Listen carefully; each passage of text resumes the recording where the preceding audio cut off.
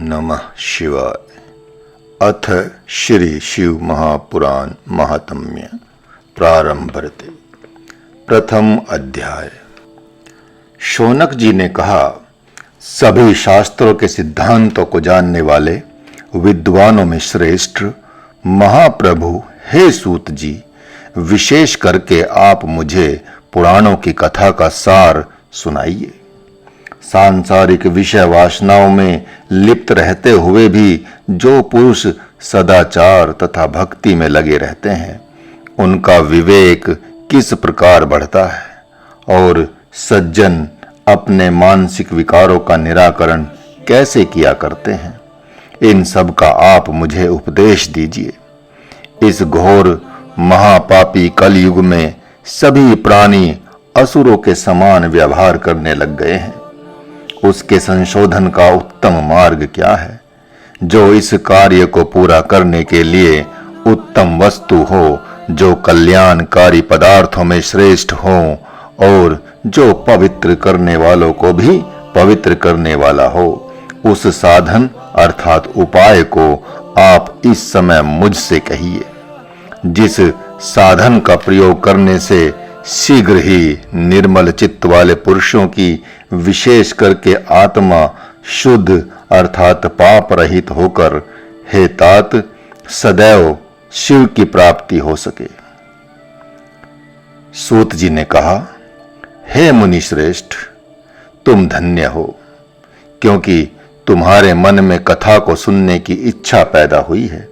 अतः मैं इस अपनी बुद्धि से विचार करके सबसे उत्तम इस शास्त्र अर्थात महाशिव पुराण का वर्णन करता हूं।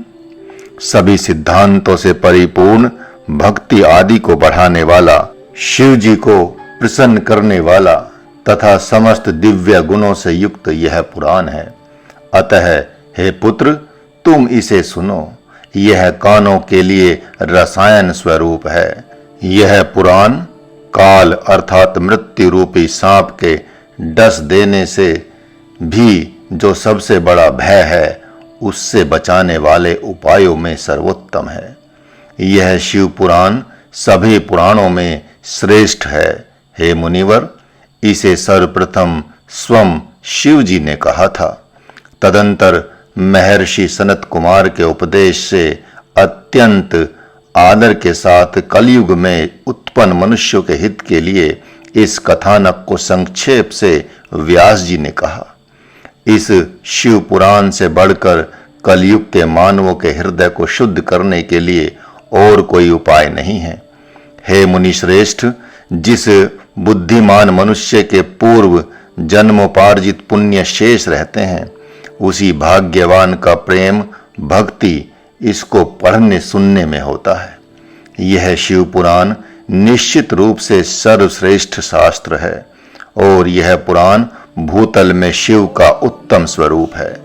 अतः इसका सब प्रकार से अर्थात सुनना, सुनाना, मनन करना तथा चिंतन आदि रूपों से सेवन करना चाहिए।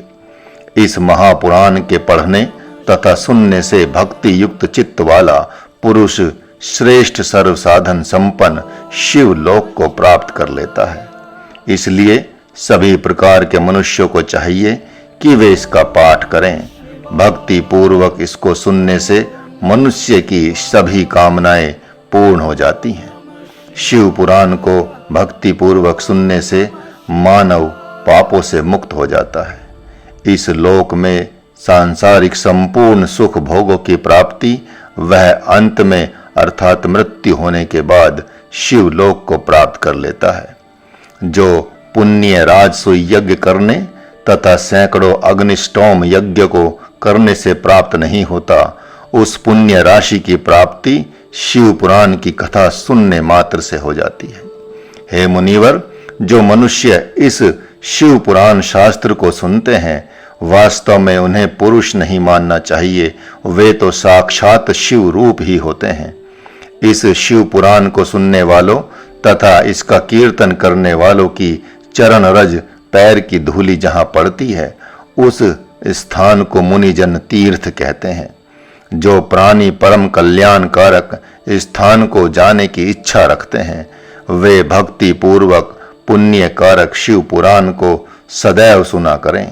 हे मुनि श्रेष्ठ, यह मानव सब समय शिव पुराण को सुनने में असमर्थ हो तो वह जितेंद्रिय होकर प्रतिदिन 2 मुहूर्त अर्थात 48 मिनट तक उसे सुना करें। हे मुनिवर, यदि मनुष्य प्रतिदिन शिव पुराण को सुनने में असमर्थ हो तो वह पवित्र मासों में उसे सुने, अर्थात 1 मुहूर्त अर्थात 24 मिनट, उसका आधा, उसका भी आधा या 1 क्षण भर भी जो मनुष्य इस शिव पुराण को सुनते हैं, उनकी कभी भी दुर्गति नहीं होती है। हे मुनीश्वर, जो पुरुष उस पुराण को सुनता है वह दुष्कर्म रूपी बहुत बड़े कंटीले वन को जलाकर संसार सागर को पार कर जाता है। हे मुनिवर, जो पुण्य सभी प्रकार के दानों को देने से प्राप्त होता है अथवा जो पुण्य सभी प्रकार के यज्ञों को करने पर मिलता है, वह पुण्य शिव पुराण को सुनने से निश्चय रूप में प्राप्त हो जाता है। हे मुनिवर, विशेष करके कलयुग में शिव पुराण को सुनने के अतिरिक्त कोई ऐसा उत्तम धर्म मनुष्य के लिए नहीं है जो उन्हें मोक्ष पद प्राप्त और प्रदान कर सके। शिव पुराण की कथा को सुनना तथा शिव के नामों का कीर्तन, ये दोनों ही मनुष्यों के लिए कल्पद्रुम के समान शुभ फलों को देने वाले हैं। इसमें किसी प्रकार का संदेह नहीं है। कलयुग में जिन मूर्ख पुरुषों ने धार्मिक कृत्यों का आचरण छोड़ दिया है, उनका हित चाहने की इच्छा से भगवान शिव ने इस पुराण नामक सुधा रस का निर्माण किया। जो मानव अमृत का पान करता है वह अजर अमर हो जाता है, अर्थात वह न कभी वृद्ध होता है न कभी मरता है। उस अमृत की अपेक्षा जो मनुष्य इस शिव कथा रूपी अमृत को पीता है, उसका संपूर्ण कुल ही अजर अमर हो जाता है। यह शिव पुराण की कथा अत्यंत पवित्र है, अतः इसका विशेष रूप से सदा सेवन करना चाहिए, सदा सेवन करना चाहिए, सदा सेवन करना चाहिए। यह 3 बार का कहना इसकी निसंदेहता का सूचक है। इस शिव पुराण की कथा को सुनने में जो फल प्राप्त होता है उसके संबंध में मैं क्या कहूँ, केवल इतना ही कहता हूँ कि इससे शिव जी अपने भक्त के चित्त में सदैव निवास करने लग जाते हैं। यह ग्रंथ अर्थात शिव पुराण 24,000 श्लोकों तथा 7 संहिताओं से युक्त है। यह भक्ति, ज्ञान और वैराग्य संबंधी चर्चाओं से परिपूर्ण है, अतः इसे अत्यंत आदर पूर्वक सुनना चाहिए।